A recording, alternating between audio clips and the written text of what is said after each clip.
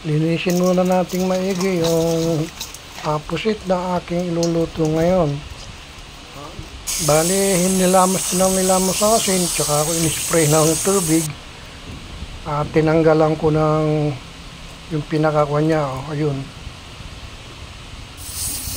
Tapos yan, hinugasan ko uli. At tapos niyan, yung mismong katawan naman ng aking lilinisin na iniwa-hiwa ko na ng tamang laki para sa akin. Ayan. Ang luluto nga pala natin ngayon ay adobong pusit. Siyempre, ang gagawin natin una ay magigisa tayo ng sibuyas, bawang, luya. Lagyan na rin natin ng kamatis. Pampasarap din yan, pampaganda pa ng gulay.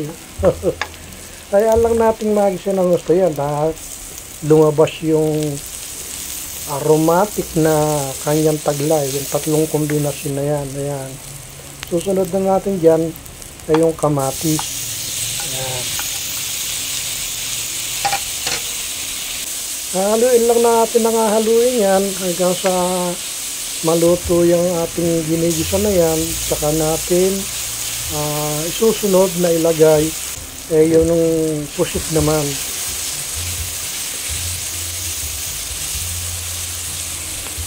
Ayan, medyo luto na yan.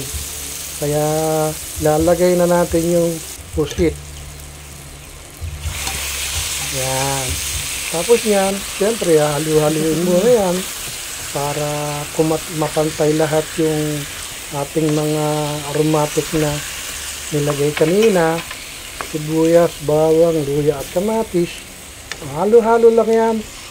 Hanggang sa pamaya-maya lalagyan natin ng mga konting toyo yan. Yan. Lalagyan din natin ng paminta. At syempre, yung pinaghalo kong suka at tubig na. Hinalo ko lang ng konti at naisuka na yun . Lagyan natin ng sili at malapit na itong maluto. Hindi naman kasi pinagtatagal yung ganitong klase ng pusit na lutuin at baka kumunat. Kaya konting halo-halo, ayan na . Kung makikita nyo, parang napakasarap talaga. Thank you for watching.